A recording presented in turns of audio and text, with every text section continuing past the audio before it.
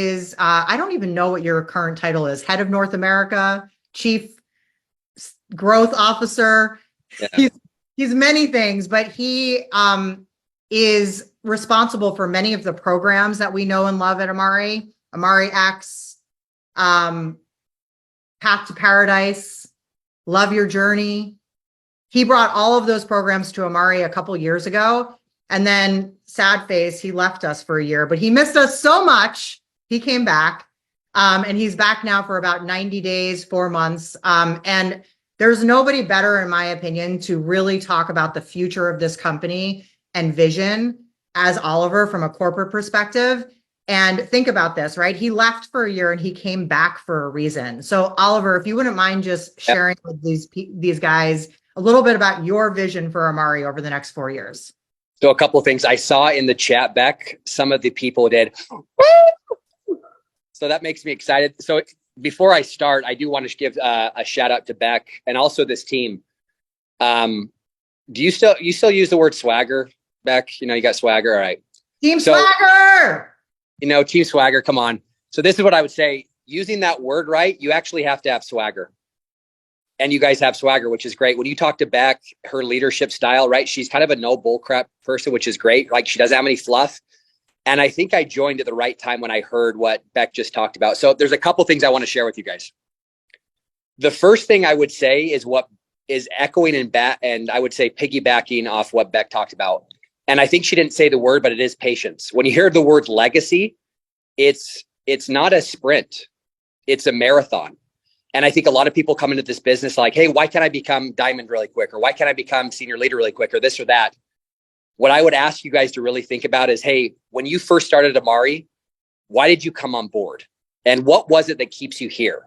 Because one of the things that I think it gets really easy in all of this noise, and I talk to Beck about it all the time, there's a lot of companies out there that are pretending to be the next mental wellness company, the next gut brain access company, all this stuff.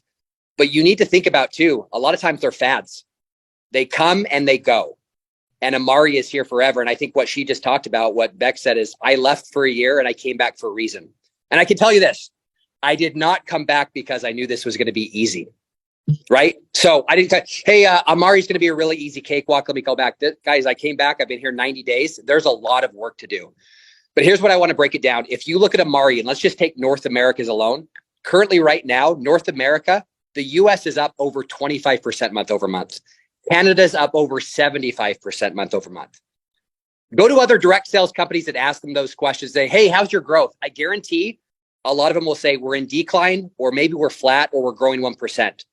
We're up 25% in the US and up over 75% in Canada. That's crazy. So that's number one perspective I want you to think about.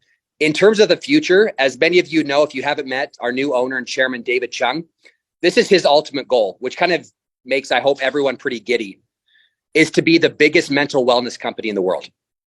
Period. Nonstop. That's what it is. And so if you think what we have with our products, with our leadership, with Dr. Sean's products, and I just want to let everyone know, on Friday for 2 hours, me, Sean, Andrea, and Jared worked with the Beauty Bake team, so David's team, and went over the next 3 years with our product roadmap. I know this is being recorded because I had to push okay, so I can't say anything or else I will get fired.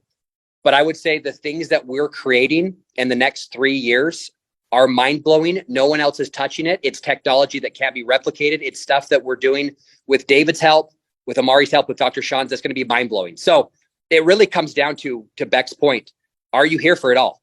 The good, the bad, and the ugly. Because guess what? To be successful in this company, you have to go through all the pain and all the suffering to get to the top. And no one sees those things. And this is what I'll kind of challenge you with and end with, Beck, is I did a training a little while ago to our servant leaders before we call diamonds. And I did a training on the unseen hours.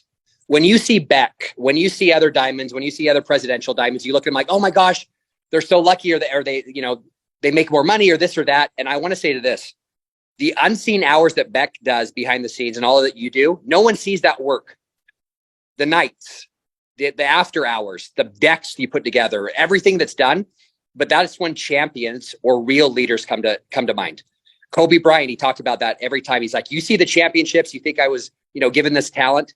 It's the unseen hours. And I can tell you this, if you have anything uphill, is going to be challenging. anything uphill will be challenging. But if you have downhill hopes, it's really going to be challenging to get to where you want. So let me end with this quote from Zig Ziglar. And this is my challenge for everyone on this call, because I think it's very easy to compare and contrast to other companies.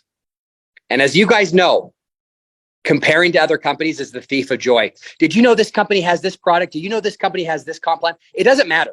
You could go to any company and see, hey, I wish we had A, B, and C. That's the perfect company. It doesn't exist. But I would say with Amari, the reason I came back, the products, the brand, and the next 3 to 5 years are going to be mind-blowing. I remember when I talked to David during my interview and I said, hey, walk me through your vision, what you're doing.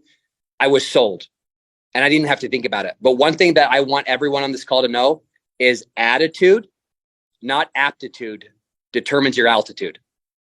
And if you have that quote to say, I'm sure Beck feels the same way. She could work with the best leader in another direct sales company they're great on stage, they're doing all this stuff. If they have a poor attitude, I guarantee Beck's like, I don't want that.